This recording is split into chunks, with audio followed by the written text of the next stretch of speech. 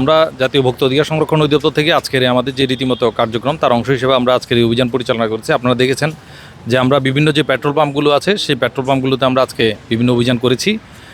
তো সেখানে আমরা মূলত দেখছি যে তাদের যে পরিমাণ মজুদ বা তাদের যে বিক্রয় এবং তাদের যেই সরকারি যে নিয়মকানুন আছে তার যথাযথভাবে তারা প্রতিপালন করছে কিনা। তো এই প্রেক্ষিতে আমরা পেট্রোল পাম্পসমূহের পাশাপাশি আমরা যেটা দেখলাম যে বিভিন্ন খোলা বাজারে যে সমস্ত তেলগুলো বিভিন্নভাবে বিক্রি হচ্ছে তাদের ডিলারশিপ যারা আছে বা যারা খুচরা অবৈধভাবে বিক্রি করছে এর বিরুদ্ধে আমাদের যে অভিযানটা আছে, যে কার্যক্রম আছে তার অংশ হিসেবে আজকে আমরা এখানে একটি ডিলার হাউস দেখেছি। তাদের মূল্য তালিকা ছিল না এবং তাদের যেই সরকারের যে নিয়মকানুন ছিল, যেই নিয়মকানুন অনুযায়ী তারা তেল বিক্রি করার কথা সেই নিয়মকানুন তারা প্রতিপালন করছিল না। এই প্রেক্ষিতে প্রতিষ্ঠানটিকে আমরা 10,000 টাকা অর্থদণ্ড করেছি এবং আমরা আরও আমাদের যে কার্যক্রম আছে এটা আজকে আমাদের চলবে এবং এটা রীতিমতো হিসেবে আমরা প্রতিদিনই এই তদারকি কার্যক্রম আমরা পরিচালনা করব।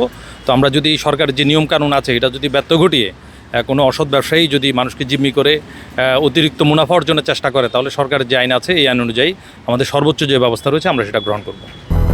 200-র বেশি সার্ভিস ও ফিচারে লেনদেনের সব বিকাশ অ্যাপে সম্ভব।